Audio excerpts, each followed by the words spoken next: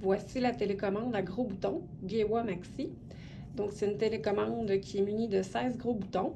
Puis, je dirais que la force pour activer les boutons est d'un niveau environ modéré. C'est une télécommande qui a quelques options de personnalisation. Donc, entre autres, il y a le retour sonore quand on appuie sur les boutons qui peut être modifié.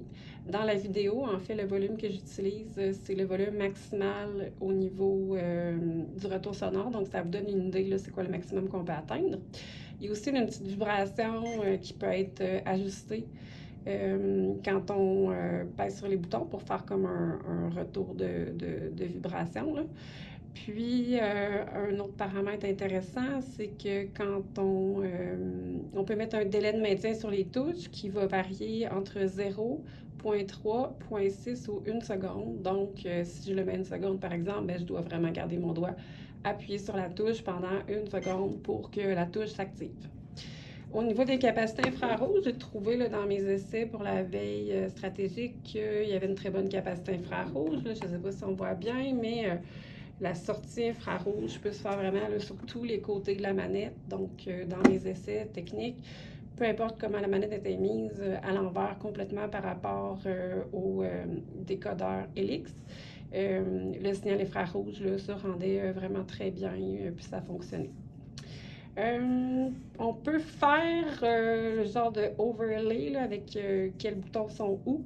Il y a une genre de petite page sur le site internet de Abilia qui permet de le faire. Là, ça a pris comme 2 minutes de faire ça. Il y a comme une banque de pictogrammes. On peut aussi écrire, par exemple, on pourrait écrire des chiffres, là, des numéros de poste. Puis, on pourrait aussi mettre nos propres photos. Fait que si on voulait mettre genre touche Radio-Canada ici pour simplifier encore plus la manette, ça serait possible de le faire assez facilement. Maintenant, pour ce qui est de la programmation de code infrarouge, ben moi, j'ai trouvé qu'il y avait des erreurs dans le mode d'emploi. Fait que là, je vous fais la petite vidéo là, principalement pour que vous sachiez comment faire la programmation de cette manette-là.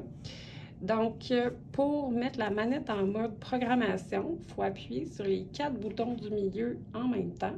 Puis là, on attend que la petite lumière en haut devienne verte.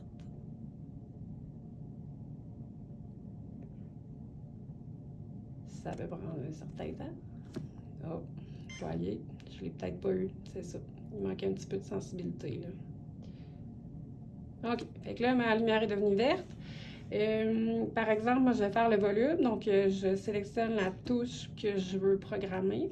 Ensuite, je pèse sur la touche en haut à gauche pour lancer le mode d'apprentissage. Là, il a fait un petit bip, il est content.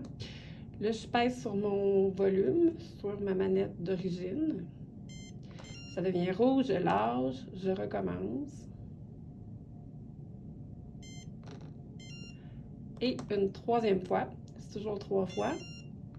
Là, bon, on le voit peut-être pas si bien, mais ça flash en jaune. Fait que là, quand ça flash en jaune, l'apprentissage est une réussite. Fait qu'on pèse en bas à droite pour enregistrer la programmation, puis on repèse une deuxième fois là, pour finaliser la programmation de ce bouton-là.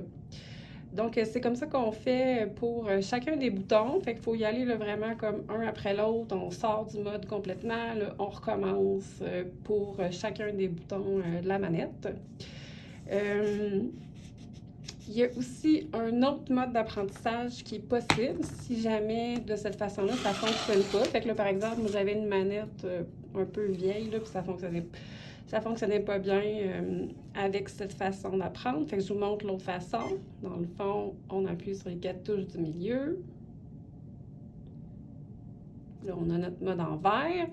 Là, je veux faire mon bouton Power. Fait que je sélectionne mon bouton Power. Puis là, je repèse sur cette touche-là pour lancer mon mode d'apprentissage. Puis là, je vais juste venir peser une fois. OK, il y a un petit délai. Mais là, vous voyez, il fait comme tantôt. Je repèse une petite fois. Et une troisième fois. Puis là, il l'a bien appris. Donc, je l'enregistre, puis je sors la programmation. Donc, c'est pas plus compliqué que ça. Fait que si ça marche pas avec une façon de faire, ben après ça, on y va avec un appui court. Puis, dernière chose, dans le fond, pour faire les macros, là aussi, là, il y avait comme une petite erreur dans les instructions. Fait que je vous le montre pour vous faciliter la vie. Donc, je rentre dans mon mode programmation. C'est bon. Mettons ici, je voudrais faire le poste 900. Fait que je vais peser dessus une fois. Là, je lance ma programmation. Je vais peser sur mon chiffre 9.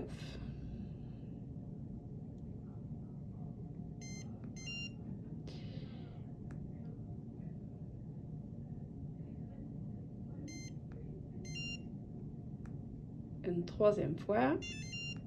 Bon, fait que j'ai bien pris mon chiffre 9. Puis là, pendant que ça flash en jaune, je vais peser sur ce bouton-là. Disons que je pèserais 2 fois. Là, voyez-vous, la lumière elle flash plus lentement. Puis si je pèse une dernière fois, là, c'est mon délai maximal de 1 seconde entre chacune des étapes de ma macro. Donc, j'enregistre ça. Puis, je suis de nouveau prête à enregistrer. Donc, mon deuxième bouton, là, je suis en train de peser sur le 0. Le 0 encore. Et une troisième fois. C'est réussi. Donc, là, pendant que je suis là, je pourrais mettre un délai entre mes chiffres. Si je voulais en mettre un, par exemple, je trouve le délai presque maximal. J'enregistre ça. Je relance mon enregistrement, mon apprentissage pour mon bouton 0 encore.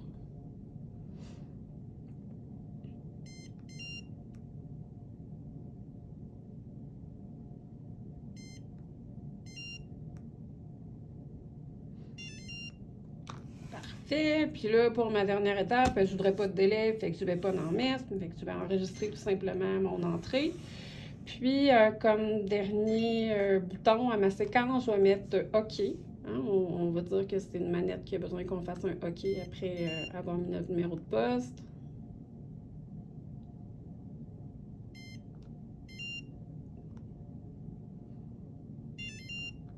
Et voilà, on a réussi. Donc, j'enregistre, je sors de mon mode de programmation. Puis, ça fait que sur ce bouton-là, dans le fond, je vais avoir le chiffre 9, un petit délai, le chiffre 0, un petit délai, encore le chiffre 0, pas de délai, puis un OK. C'est la macro là, qui va faire sur mon appareil. J'ai testé 4 chiffres, je n'ai pas testé plus, donc je ne saurais pas, mais il me semble qu'on n'a pas tant besoin de plus de chiffres que ça là, dans une manette de TV. Donc, ça fait le tour pour la Gewa Maxi.